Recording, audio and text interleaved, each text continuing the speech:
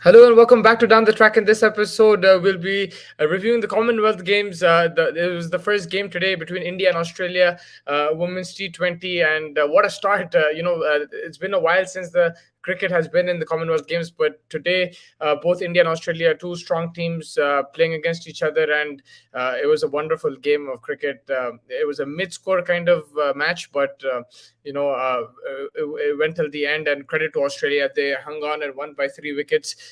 Pure counter-attacking play. They were losing wickets left, right, and center, but they never gave up. They kept scoring those runs, and they played that aggressive brand of cricket, which was high risk, but it paid off today. Some occasions they're going to get all out 110, 120 if they're going to play in this kind of form, but you have to really, really praise the lower order, especially Grace Harris and Ashley Gardner. After losing Beth Mooney, you lost Meg Lanning, Alyssa Healy as well, Talia McGraw. All these guys, all these girls were brilliant batsmen, looked in form, but the way these two batted, despite so much pressure, you have to give them credit.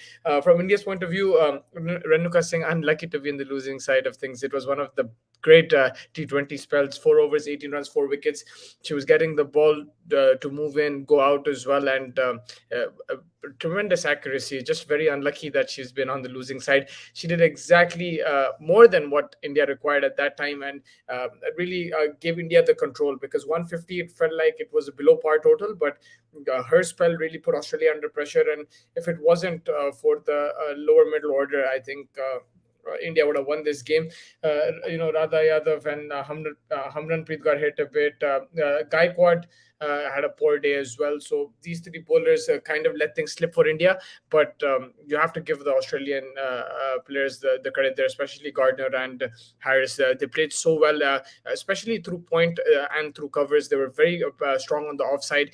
Whenever there was anything on the leg side, they put that away. But India were bowling accurate. So you have to give credit to the Australian players for finding the gap there and playing the ball accordingly where it is, not trying to make things, not trying to play those scoops and produce different kind of shots. They played towards wherever the ball was, and it was excellent counter-attacking batting in particular. India, if you look at their batting, yeah, they would be a bit disappointed. They got a good start from Shifali, and their Harmanpreet Kaur finished really well, but the middle order didn't perform to expectations. They lost wickets at regular intervals, and that cost them, I think, 20, 30 runs. Even when they were losing wickets, you see the strategy between both teams. Australia continued to attack, whereas India were trying to rotate the strike, trying to settle in.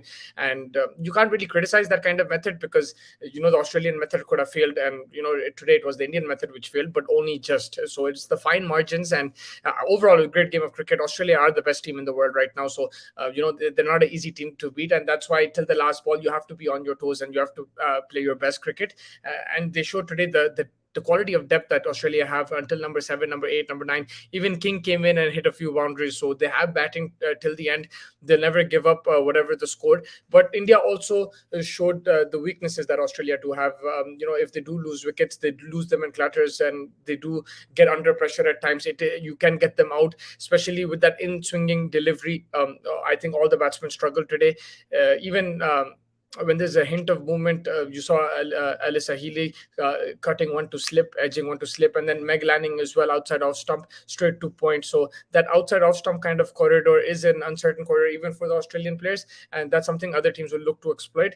But overall, a great start for Australia. For India, they shouldn't lose hope. They still have to play Pakistan and Barbados, and if they play cricket like this, I think they should win those games. But again, you have to be on top. You have to take your catches, and with the ball, when you are in control, you have to make the most of it. I think they didn't do that today. They let things slip, and they kept conceding boundaries. Even when they were taking wickets in bunches, but they still conceded boundaries. And when you have a mid kind of score, you have to try to drive the runs. Even especially when the power play is done, you have to utilize that, get your field placement right, and bowl according to the field. I don't think they did that when the point fielder was in the deep.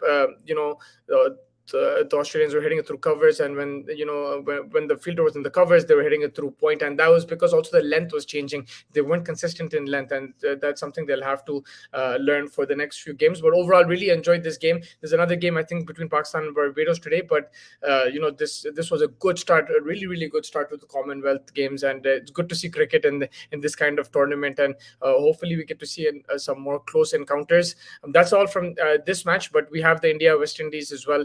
T20 match, first T20, India with the full squad. Hetmeyer back in the West Indies squad, so that's going to be interesting. Catch us for that after that game, and thank you so much for joining me. Make sure you like and subscribe and stay tuned for the latest cricketing content. Thank you so much.